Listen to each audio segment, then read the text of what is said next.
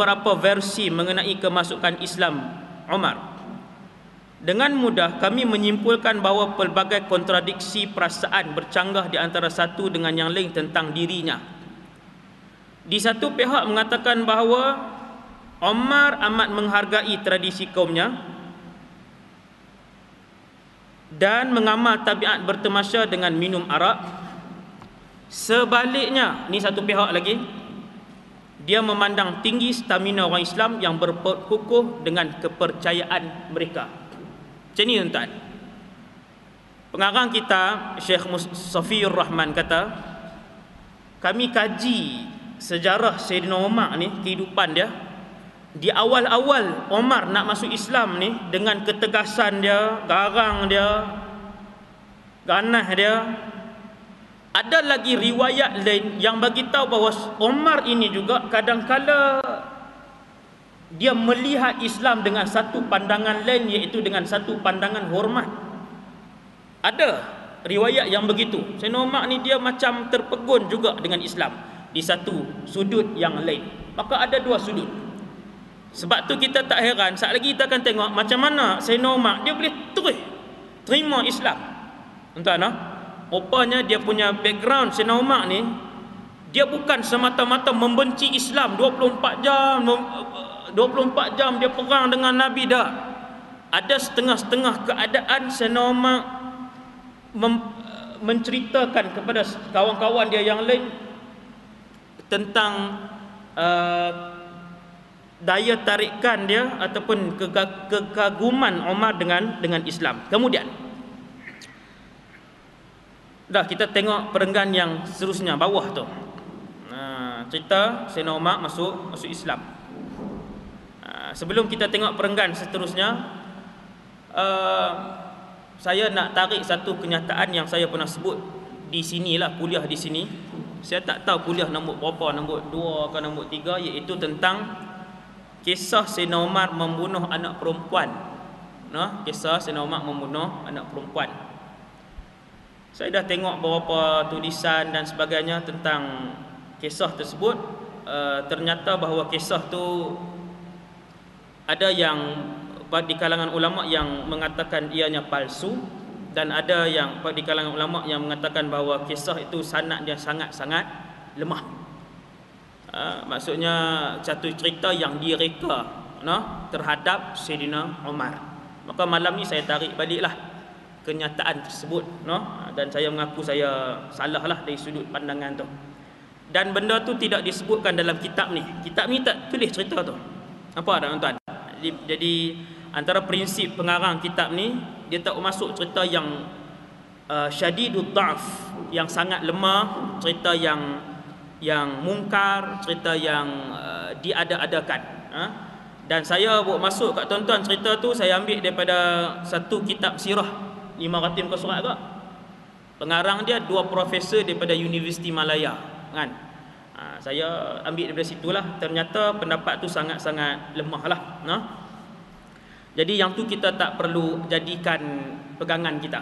Tentang Sayyidina Umar pernah membunuh anak perempuannya, tidak sah cerita tu. Kemudian kita tengok bagaimana Sayyidina Umar dia masuk Islam. Tuan-tuan, Sayyidina Umar sebelum dia masuk Islam, kehidupan dia dah berkahwin. Waktu tu umur dia 33. Dia menyembah berhala dan dia minum arak. Yang tu sabit. Yang tu sabit. Dia menyembah berhala, dia minum arak, dia dah berkahwin, dia dah ada anak pinak. Dan dia antara orang yang berlawan dengan Islam. Antara orang yang berlawan. Kita tengok cerita dia. Pada satu hari, Umar bin Al-Khattab keluar dari rumah menuju ke rumah suci, Kaabah lah, ke Kaabah, di mana dia ternampak Nabi SAW sedang solat. Lalu dia terdengar bacaan surah Al-Haqqah dalam Quran. Kalimah Allah itu menyentuh dan menawan hatinya begitu mendalam. Dia terasa bahawa kalimah itu datangnya dari susunan ayat luar biasa. Dan mulalah dia bertanya kepada orang-orangnya tentang pertuduhan mereka bahawa ia adalah syair ciptaan manusia. atau kata-kata tukang nujum yang dikaitkan dengan Quran yang maha mulia. Tuan-tuan, waktu Nabi sebarkan Islam di kota Mekah, takkan Sayyidina Umar 5 tahun Nabi, para sahabat duk baca Quran, dia tak pernah dengar bacaan Quran? Jawapan dia ialah penduduk Mekah, terutamanya pimpinan-pimpinan Quraisy, mereka akan menyumbatkan ke telinga mereka kapas ataupun kain ataupun jari jemari mereka untuk tidak mendengar apa yang dibacakan oleh Nabi dan juga para sahabat. Sebab tu tak banyak yang Sayyidina Umar dengar. Ini antara Quran yang didengari secara terus daripada Rasulullah sallallahu alaihi wasallam, Sayyidina Umar dengar, iaitu Nabi baca surah Al-Haqqah ayat 40 sampai ayat 43. A'udzu billahi minasyaitonir rajim. Innahu laqaulu rasulin karim. Bahawa sesungguhnya Al-Quran itu ialah wahyu dari kami yang disampaikan oleh Rasul yang mulia. Sayyidina Umar faham dia orang Arab, dan Umar ini bukan seorang yang semata-mata ganah kasar, tak. Dia seorang pemimpin. Bahkan disebutkan oleh para ulama, di antara khulafa ar-rasyidin yang 4, zaman keemasan adalah pada zaman Umar bin Al-Khattab. Zaman emas. Maksudnya yang paling cekap, yang paling banyak pembaharuan, ditubuhkan wizarah, kementerian-kementerian zaman Sayyidina Umar. Dia orang cerdik, bukan orang biasa. Sayyidina Umar ni adalah ulama di kalangan sahabat, antara ulama. Bukan semua para sahabat ulama. Ini kaedah. Bukan semua para sahabat ulama. Antara ulama di kalangan sahabat, Umar bin Al-Khattab. Bila dia dengar ayat Quran, dia faham.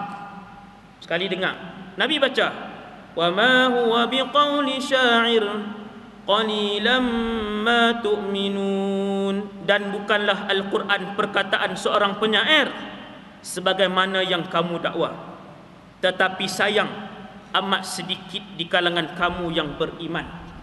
Wala biqauli kahin qalilan ma tadhakkarun. Dan juga bukan Quran itu perkataan seorang pawang sebagaimana yang kamu katakan, tetapi sayang, kata Allah, amat sedikit yang mengambil peringatan. Tanzilum mir rabbil alamin. Bacaan Al-Quran disambung oleh Nabi, iaitu Al-Quran itu diturunkan dari Allah, Tuhan sekalian alam. Apa jadi kat Sayyidina Umar? Dia tak masuk Islam ke? Kita tengok kau surat 100. Pada masa itu iman Islam meresap ke dalam hati Umar. Namun selaput hitam zaman jahiliah masih wujud, berakar umbi dengan ketaksuban tradisi juga kebanggaan membuta tuli nenek moyang, membayangi intipati kebenaran yang mula dirasai beransur-ansur menyusup ke dalam hati. Justru dia meneruskan tindakan kejam terhadap Islam. Sayyidina Umar dia baru duk berasa sikit-sikit, tapi yang tu masih belum mampu untuk mengubah hati Sayyidina Umar waktu tu. Dia masih berlawan dengan Islam lepas peristiwa tu. Yang tidak lekang dalam perwatakannya masih wujud dalam minda dan kebodohan zaman jahiliah yang rapuh. Perangai panas baran dan permusuhan melampau terhadap Nabi sallallahu alaihi wasallam menyebabkan pada suatu hari dengan sebilah pedang terhunus di tangan, dia keluar dari rumah dengan tujuan membunuh Nabi sallallahu alaihi wasallam. Tuan-tuan, cerita Sayyidina Umar masuk Islam mula tang ni. Satu hari dia tak tahan dah dengan Islam yang dibawa oleh Nabi. Nabi tak henti. Pagi, tengah hari, petang, malam Nabi sebar Islam. Makin hari makin tambah seorang masuk Islam. Lepas minggu seorang masuk Islam. Lepas minggu 3 orang masuk Islam. Akhir kemuncak kepada tak tahan Sayyidina Umar ni, dia mengamuk. Dia balik rumah, dia ambil pedang. Waktu tu umur 33. Tuan, 33. Tak sampai 40 lagi.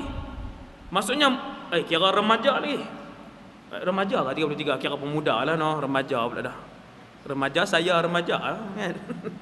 Pemuda lah, kira pemuda lah. Awal pemuda yang masih awal. Kuat lah tuan-tuan, waktu tu paling kuat lah, paling paling bertenaga sekali. Nah, dengan tubuh badan dia yang tinggi, duduk atas kuda, kaki ni kena tanah bawah. Dia balik, dia ambil pedang dia keluar. Setengah riwayat kata dia pakai baju perang. Dia ambil, dia keluar mengamuk. Mengamuk apa kenapa? Mengamuk untuk pi bunuh Nabi SAW. Hak ni cubaan bunuh yang keberapa? Siapa rajin tulis dalam kitab sirah berapa kali cubaan bunuh terhadap Nabi SAW daripada awal kita baca itu. Dia keluar pergi ambil pedang dia, tujuan dia satu ya, bunuh Muhammad. Apa jadi tuan? Keberangannya menggila, meluap-luap sambil merungut. Kebetulan sahabatnya Nu'aim bin Abdullah bertemunya di pertengahan jalan. Nu'aim ni bukan sahabat sahaja, dia ni adalah juga ada kaitan saudara dengan Sayyidina Umar. Nu'aim bin Abdullah, dia ni bukan kawan Sayyidina Umar sahaja, bahkan dia ada hubungan persaudaraan. Waktu Sayyidina Umar masuklah rumah, pergi ambil pedang dah, pedang tajam, keluar nak pergi cari Nabi, jumpa tengah jalan Nu'aim bin Abdullah. Apa jadi? Sahabat ni heran, Nu'aim ni heran tengok nafsu marah yang memuncak dan siapa pula yang menjadi sasaran panas hatinya. Nu'aim pun tanya kepada Umar yang nampak meradang tapi menjawab pertanyaan temannya. Sayyidina Umar pun jawab, aku nak bunuh lelaki yang bernama Muhammad yang murtad, yang telah memecah belah perpaduan kaum Quraisy, mencari salah agama mereka, mempeleceh para bijaksana mereka dan menghina Tuhan-Tuhan mereka.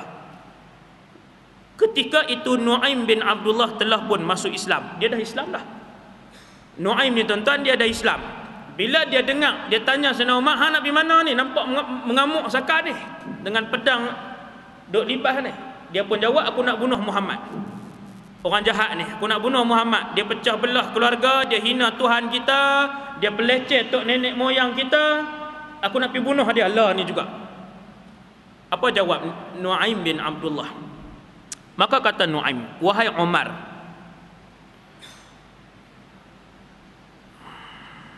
saya pasti bahawa roh kamu menipumu. Apa kamu fikir Bani Abdul Manaf akan membiar kamu berjalan-jalan di bumi ni?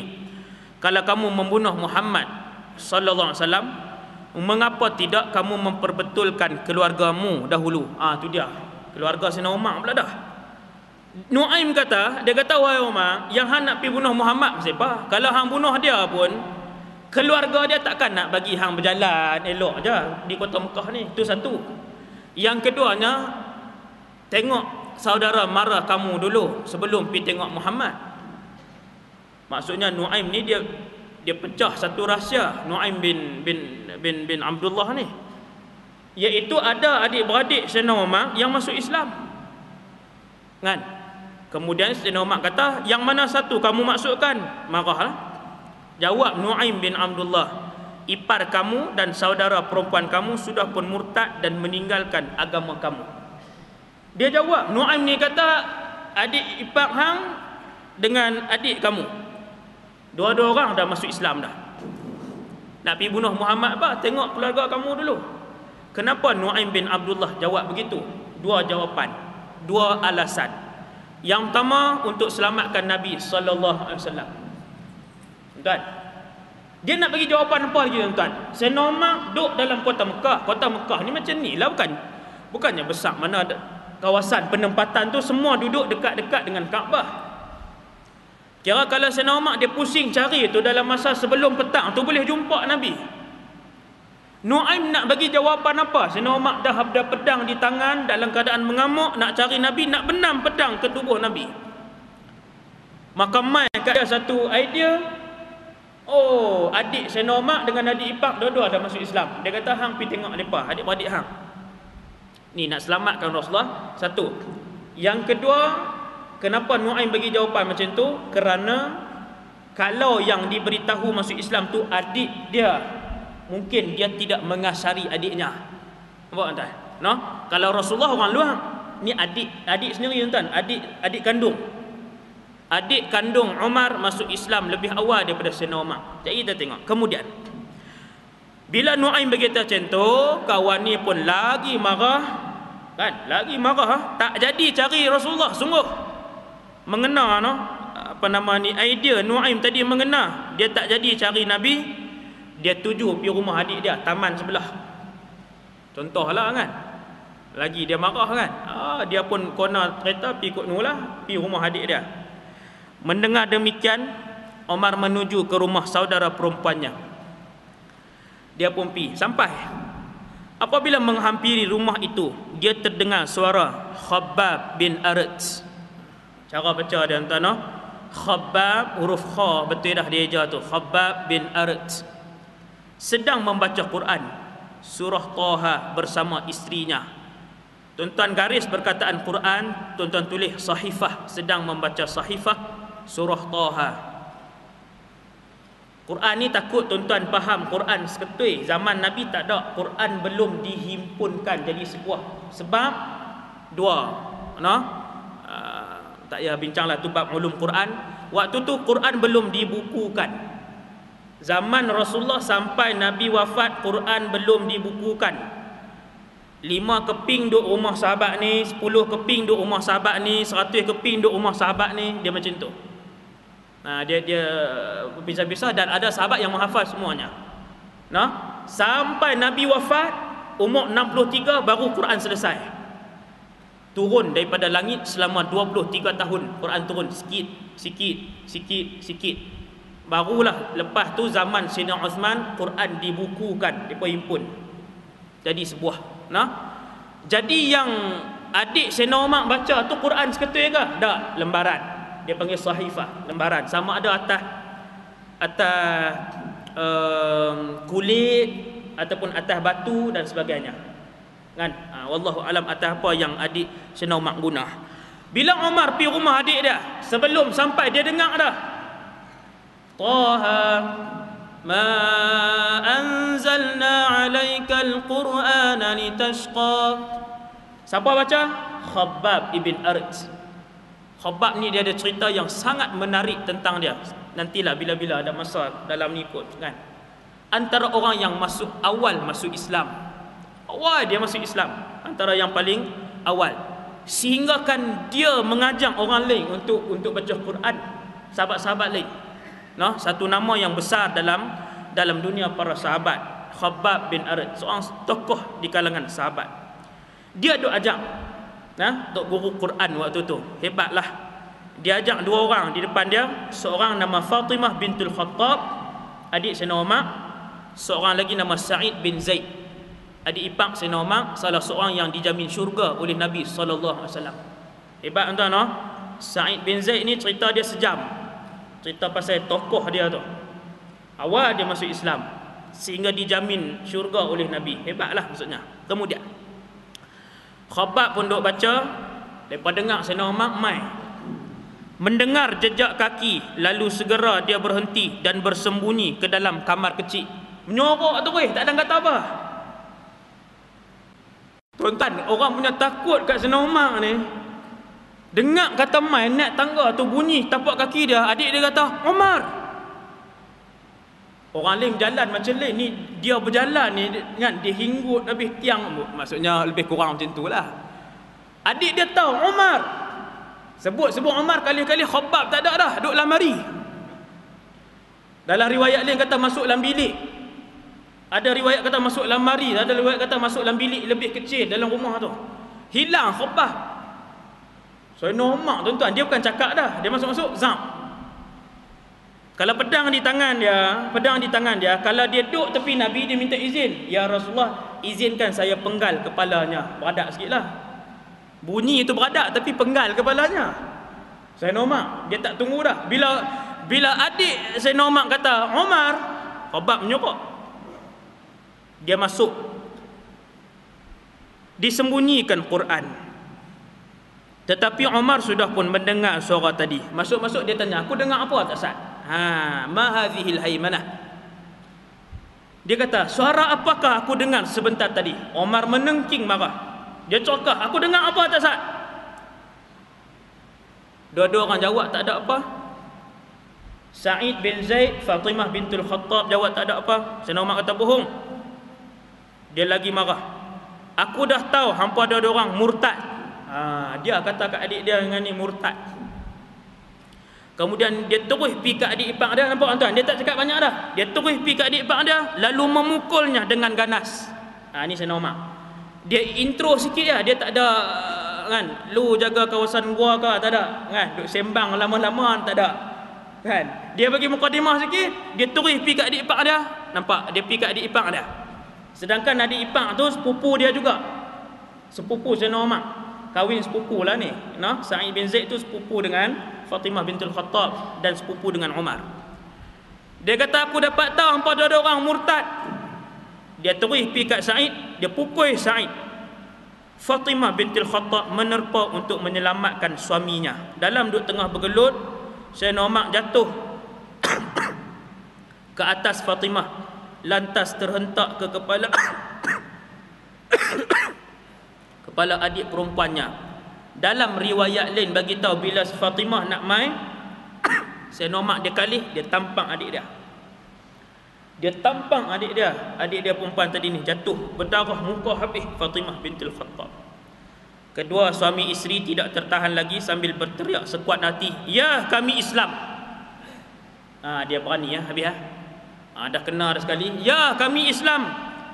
Kami percaya kepada Allah dan Muhammad sallallahu alaihi wasallam adalah pesuruhnya. Fasna' ma badalak." Dua orang kata, buat apa yang hang nak. Kan, tak ada takut apa dah. Hang nak buat apa hang buat. Kami Islam. Apabila Umar ternampak wajah adik kesayangannya berlumuran darah, hatinya beralih lembut dan berkata, dia jadi lembut tuan, mula tang tu. Dia tengok muka adik dia penuh darah ni, dia kata, hampa baca apa tak sat, bagi aku tengok. Dia turunkan suara dia. Bagi aku nak tengok apa yang hampa baca tak sat. Adik dia pun kata, wahai abangku, abang tak bersih kerana abang menyembah berhala, abang kufur, abang kena mandi. Sayyidina Umar pergi mandi tuan-tuan. Dia pergi mandi, dia bersihkan badan dia, dia mandi, nampak? Dia mandi apa semua, dia bersihkan. Dia buat seperti yang diarah. Maka adik dia pun bawa keluar lembaran tak sat. Lembaran itu mengandungi surah Taha. Terkenal surah Taha ni tuan-tuan. Anak-anak zaman hari ni banyak yang kasar, banyak yang keras kepala, banyak yang menengking, banyak yang depan mak ayah dia pun dia lunjuk kaki berteran je. Antara surah yang sangat mujarab adalah surah Taha. Surah Taha. Kan, baca dalam ayat tu kan, kalau boleh masuk satu jari kita sambil baca tu kan, bagi kena ayat tu, baca surah Taha sampai ayat 14. Bagi anak minum hari-hari, insya-Allah. Surah yang sangat mujarab untuk melembutkan hati anak. Jadi tuan-tuan, lembaran itu ada surah Taha. Ada satu Quran ke? Tak ada. Ada surah tu saja. Dan surah tu tuan-tuan balik baca tengok, makna dia cukup tinggi. Surah Taha ni makna dia cukup tinggi. Taha, Allah mulakan, ma anzalna 'alaikal qur'ana litashqa. Wahai Muhammad, kami turunkan Quran ini bukan untuk kamu susah.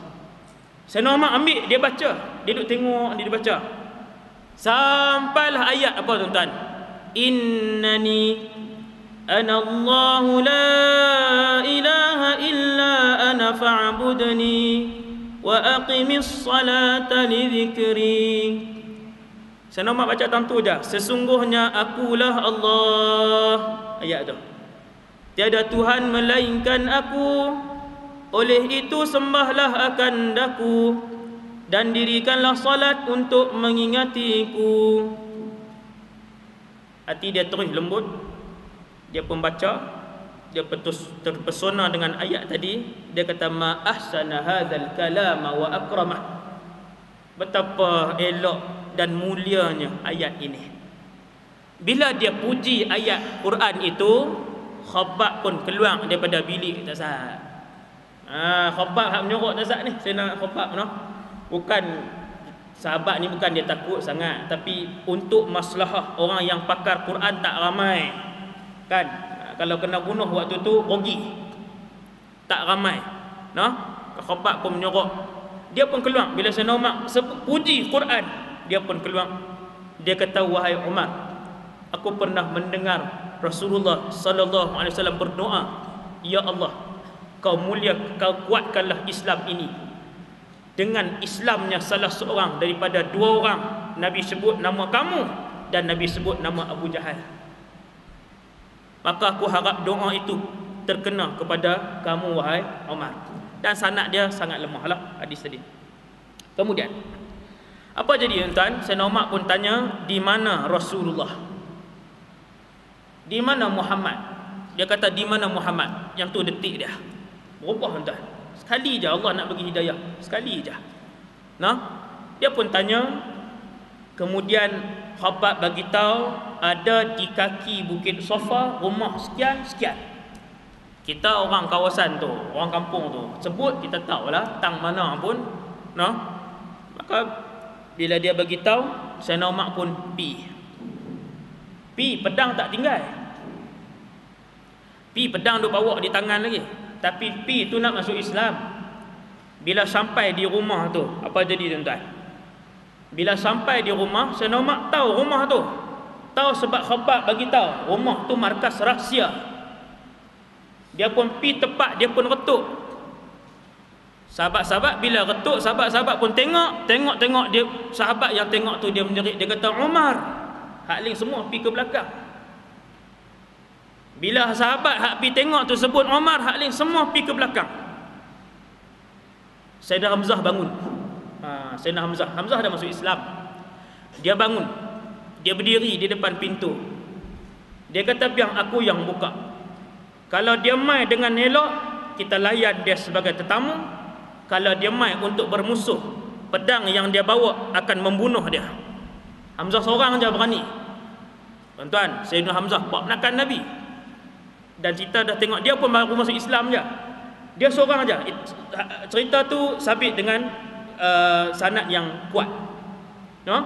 Dia bangun depan pintu, dia kata biar dia masuk. Kalau dia mai elok, kita sambut dia tamu. Kalau dia mai kasang, pedang hak dia bawa akan kita guna untuk bunuh dia. Apa jawab Nabi? Rasulullah, satu orang manusia yang tawakal Nabi SAW kepada Allah Azza wa Jalla, maka Nabi tidak takut kepada alam ini. Tak ada satu unsur ataupun satu bahagian daripada alam ini yang menakutkan Rasulullah.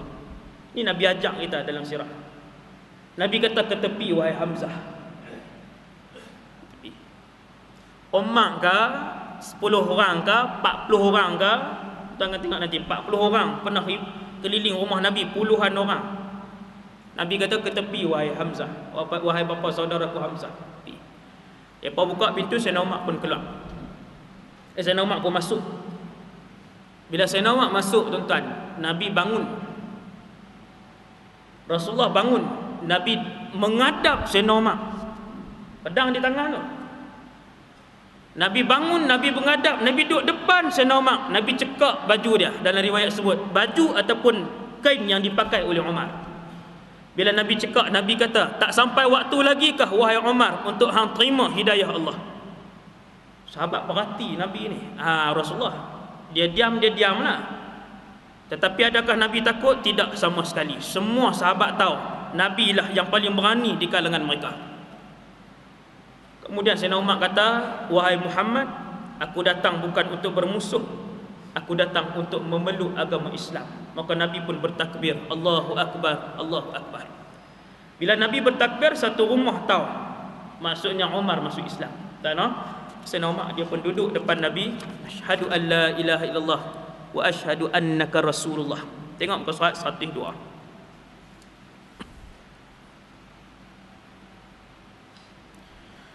Kemudian Sayyidina Umar masuk Islam. Orang Islam merasa semakin kuat. Kita tengok apa Sayyidina Umar buat. Menurut Ibnu Ishaq, surat 102 perenggan kedua. Menurut Ibnu Ishaq, bukan Ishaq nah, tentang buang huruf Y itu. Ishaq, I-S-H-A-Q. Y itu tentang buang. Menurut Ibnu Ishaq, seorang autoriti, Sayyidina Umar radhiyallahu anhu menyebut, bila aku masuk Islam, aku teringat orang yang musuh yang paling ketat kepada Nabi sallallahu alaihi wasallam, iaitu Abu Jahal. Tuan-tuan, hari Sayyidina Umar masuk Islam tu, tuan-tuan tengok orang di cerdik ni, dia dipikir manusia yang paling zalim ke atas Rasulullah nama dia Abu Jahal. Saja-saja baling pasyak, saja-saja ketuk kepala Nabi, saja-saja ni. Bahkan antara orang paling awal secara peribadi merancang dan melakukan aksi untuk bunuh Nabi adalah Abu Jahal. Sayyidina Umar dia fikir balik, dia kata, Abu Jahal lah yang paling zalim kepada Rasulullah. Maka rumah pertama yang Sayyidina Umar pergi adalah rumah Abu Jahal. Rumah pertama, apa dia buat? Aku teringat, kata Sayyidina Umar, musuh paling ketat Rasulullah iaitu Abu Jahal. Lantas aku ke rumahnya dan mengetuk pintu. Bila dia keluar melihatku, lalu aku berterus terang memberitahunya bahawa aku dah masuk Islam. Dia segera menutup pintu berdentum kuatnya dan mengutuk tindakan aku seolah-olah satu jenayah besar dan kotor. Hakikatnya kemasukan Umar menimbulkan kegemparan besar di Mekah dan mengakibatkan setengah mereka mencelanya sebagai murtad. Tetapi bagi Umar tidak berganjak dengan kepercayaan Islam, dan sebaliknya dia tetap dengan pendiriannya sekalipun nyawanya dalam bahaya. Tuan-tuan sekalian, bila dia masuk Islam, benda pertama yang dia fikir ialah untuk mengurangkan tekanan kepada Rasulullah dan orang Islam. Apa dia buat? Maka dia pergi bagi tahu orang yang paling digeruni dalam kota Mekah dari segi kedudukan dan juga kekayaan dia, iaitu Abu Jahal. Dia pergi rumah Abu Jahal. Dia kata, wahai Abu Jahal, wahai Abul Hakam, panggilan ketika tu Abul Hakam. Wahai Abul Hakam, aku Umar bin Al-Khattab dah masuk Islam. Yang tu yang paling berani, yang paling berani yang dia buat.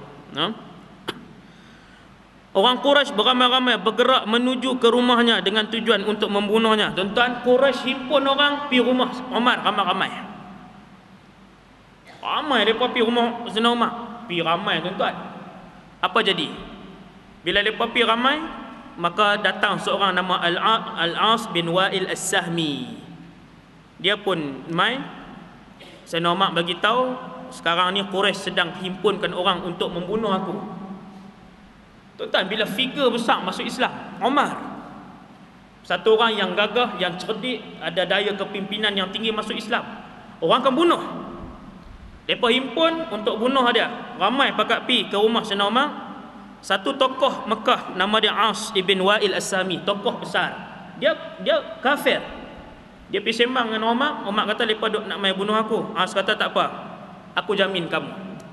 Jamin atas dasar kawan. Aku jamin kamu. Maka bila orang mai rumun, As kata, apa mau balik, aku sudah menjamin Umar.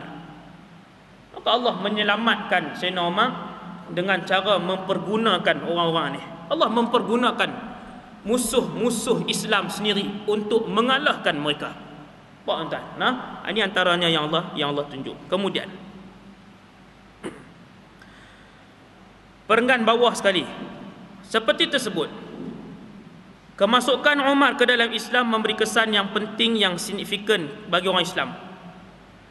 Imam Mujahid, seorang yang meriwayatkan daripada Ibn Abbas radhiyallahu anhu, menceritakan bahawa dia bertanya Umar bin Al-Khattab, mengapa diberi gelaran Al-Faruq? Sayyidina Umar diberi gelaran Al-Faruq, Abu Bakar diberi gelaran As-Siddiq. Kenapa? Ini cerita dia. Muka surat 103. Macam mana Sayyidina Umar mendapat gelaran Al-Faruq, yang bermaksud orang yang membezakan di antara kebenaran dan kebatilan. Al-Faruq, pembeza. Cerita dia ialah, setelah menjadi Islam, aku bertanya kepada Nabi SAW. Satu hari Sayyidina Umar dia tanya ke Nabi. Dia kata, ya Rasulullah, ya tuan, bukankah kita berada di jalan yang benar dan mereka berada pada jalan yang salah?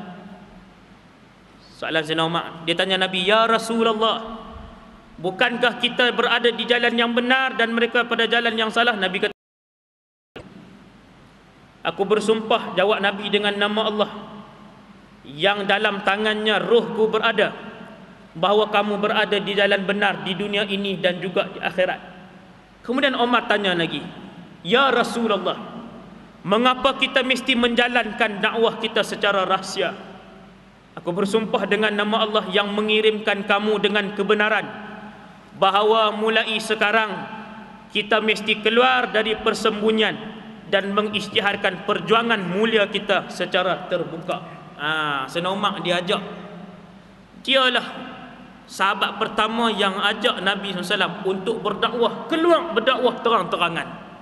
Bukankah kita benar, mereka salah ya Rasulullah? Nabi kata, ya, kita benar, mereka salah.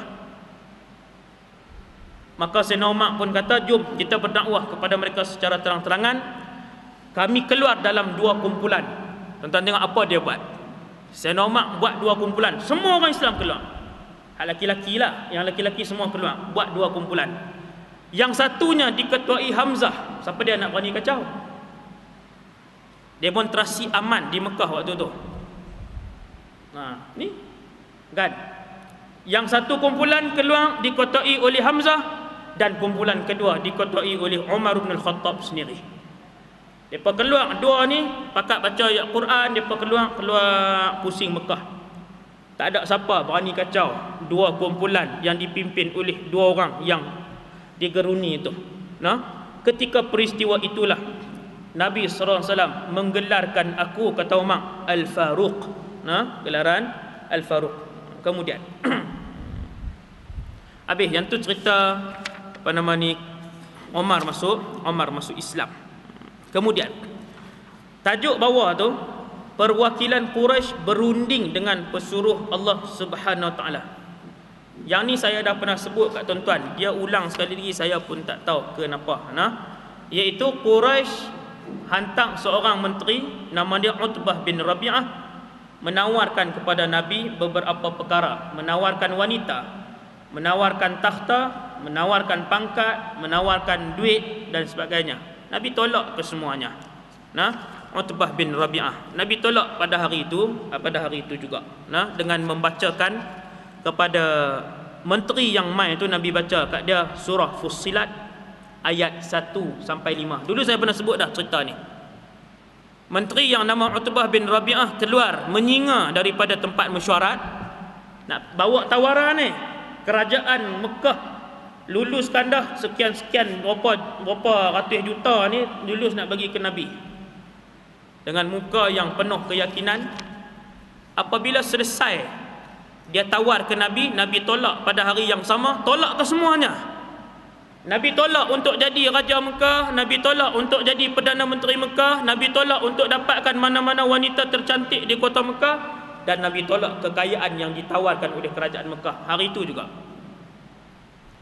Kemudian Nabi bacakan surah Fussilat ayat 1 sampai sujud. Bila Nabi baca, membuatkan Utbah bin Rabi'ah mendengar dengan penuh terpegun, lalu bangun dan menutup mulut Nabi SAW seraya merayu kepada Nabi SAW. Tuan-tuan, sampai terah tu. Sebab apa tuan-tuan? Sebab ayat hak Nabi duk baca tu duk masuk dalam diri dah, duk masuk. Bila Nabi baca daripada ayat 1 sampai ayat sejadah tu, Nabi duk Hamim tanzilum minar rahmanir rahim kitabun fussilat. Nabi baca sampai ayat 13. Ada ayat sujud, fa in a'radu. Utbah bangkit tutup mulut Nabi. Dia kata, aku merayu kepada kamu, cukuplah. Takut apa tuan-tuan? Takut Islam, takut terislam. Maka Utbah pun dia bangkit, dia tinggalkan Nabi, dia patah balik ke tempat mesyuarat. Orang-orang mesyuarat tengok daripada jauh, sementara dia nak masuk pintu tu, dia berkata, hampa tengok muka dia, betapa tenangnya mukanya, terkena sihir Muhammad. Tuan-tuan, muka jadi tenang. Yang kata ni ahli majlis mesyuarat duk tunggu ni, hampa tengok muka dia dengan muka dia pi tadi, ada riwayat ni. Betapa tenangnya mukanya, terkena sihir Muhammad. Tu dia duduk main, Utbah main masuk dalam mesyuarat. Utbah pun main dekat. Dia kata, tak payah ganggulah Muhammad. Dia bukan penyair, dia bukan orang gila, dan dia bukan tukang tilik. Tapi dia tak masuk Islam juga. Dia tutup mulut tu sebab takut Islam masuk ke dalam diri dah. cahaya Islam. Sampai tara tu tak mau masuk Islam. Kemudian tuan-tuan, habis muka surat 106. Saya tak bacalah sebab kita dah pernah tengok dah cerita tu dulu.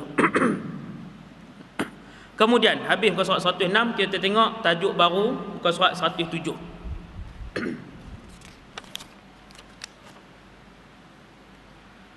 Tajuk baru muka surat 107. Ini last malam ni, untuk malam ni dikit dia. Iaitu tajuk dia, saya ambil mukadimah sikit untuk malam ni. Pemulauan umum masyarakat. Tuan-tuan boleh tulis kat situ tahun 7 kenabian. Siapa yang ada buku tulis 7 kenabian. Apa berlaku tuan-tuan? Tahun 7 kenabian apa berlaku? Apabila setiap tahun, bahkan setiap minggu dan setiap hari orang Quraisy cuba untuk sekat Islam.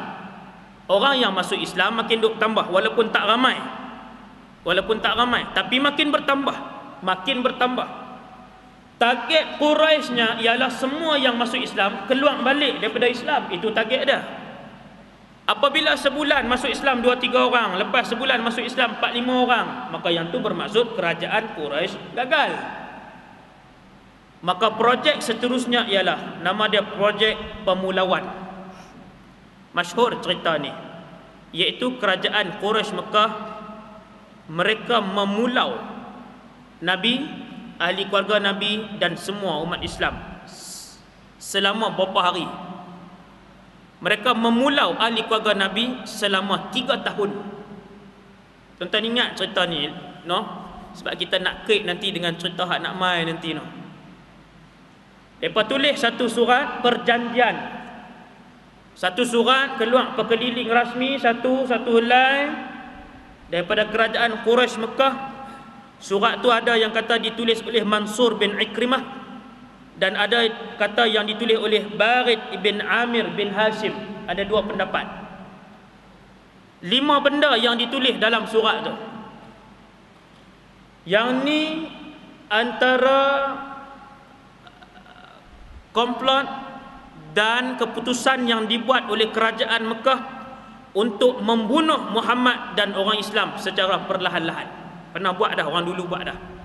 Benda pertama yang dia tulis, tidak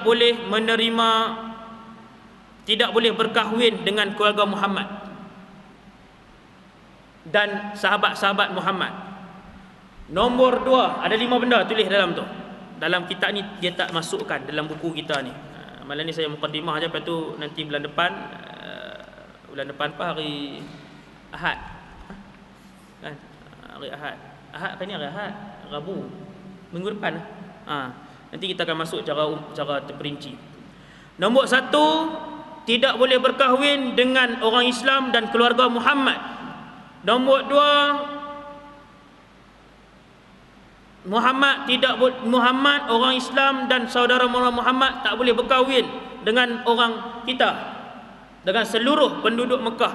2. Yang ketiga, Quraisy dilarang jual barang kepada Muhammad, keluarga dan sahabat-sahabat. Yang keempat, Quraisy dilarang beli barang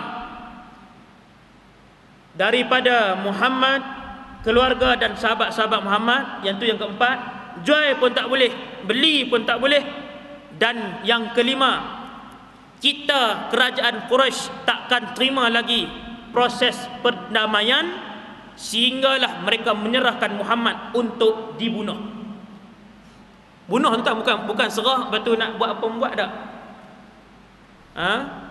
Nombor 5 yang dituliskan dalam perkeliling rasmi kerajaan Mekah itu ialah, bermula daripada hari ini tak terima dah pendamaian sehinggalah Muhammad diserah untuk dibunuh. Habis tulis, maka lumpuh tangan orang yang tulis tadi. Riwayat yang kuat sebut lumpuh tangan, sama ada Mansur bin Ikrimah ataupun Barid bin Amir bin Hashim. Lumpuh tangan dia. Dia tulis tu. Tuan-tuan, akhirnya bila lepas pulau Nabi macam tu, bukan Nabi saja, ahli keluarga Nabi dan para sahabat, 2 keluarga Nabi yang paling besar, iaitulah Bani Hashim dan Bani Muttalib. Ni yang paling sayang dengan Nabi, walaupun tak Islam. Bani Hashim dan Bani Muttalib menyatakan sokongan padu kepada Nabi sallallahu alaihi wasallam. Semua masuk belah Nabi. Abu Talib, pak menakan Nabi kan ramai. 10 orang pak menakan Nabi, 9 orang. Nabi ada 9 pak menakan. 8 bapa saudara Nabi bersama dengan Rasulullah, seorang aja yang berpaling arah, iaitulah Abu Lahab. Pak menakan betul itu, tapi dia duduk dengan Quraisy. Bersama-sama Quraisy lain membunuh perlahan-lahan Nabi dan keluarga Nabi dan umat Islam. Maka Abu Talib selaku ketua tadi, dia pun ajak semua keluar. Bani Hashim, Bani Muttalib, para sahabat termasuk Rasulullah keluar pergi jauh sikit daripada kota Mekah. Tak jauh sangatlah.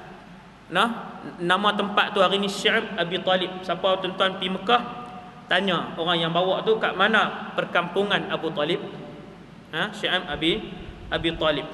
Kemudian perkeliling tu dibawa dan dilekatkan di dalam Kaabah. Depa masuk Kaabah, depa lekat. Maksudnya satu keputusan yang sangat besar. Satu dasar baru yang ditentukan oleh kerajaan Mekah yang mesti dilaksanakan, iaitu mematikan beramai-ramai ini secara perlahan-lahan. Kemudian maka akhirnya dibawa ke situ, dan kita akan sebutlah nanti untuk kuliah yang akan datang dia punya penerangan dia agak panjang sikit, apa yang terjadi, macam mana perjanjian tu dibatalkan perjanjian tu selepas 3 tahun lah. Apa yang berlaku dalam masa 3 tahun tu, macam mana para sahabat, ahli keluarga dan Rasulullah mendapatkan makanan. Yang tu semua kita akan urai insya-Allah dalam kuliah yang akan datang lah. Saya rasa sekadar tu dulu insya-Allah kuliah ringkas kita. Moga-moga kita mendapat iktibar dari apa yang disampaikan untuk menguatkan semangat kita semua meneruskan kehidupan berpandukan sunnah Nabi sallallahu alaihi wasallam, dan juga panduan daripada Allah Subhanahu wa taala, yang baik daripada Allah, yang lemah dan kurang daripada diri saya sendiri. Qul qali hadza astaghfirullahal azim li wa lakum. Kita tutup dengan tasbih kafarah dan suratul Asr.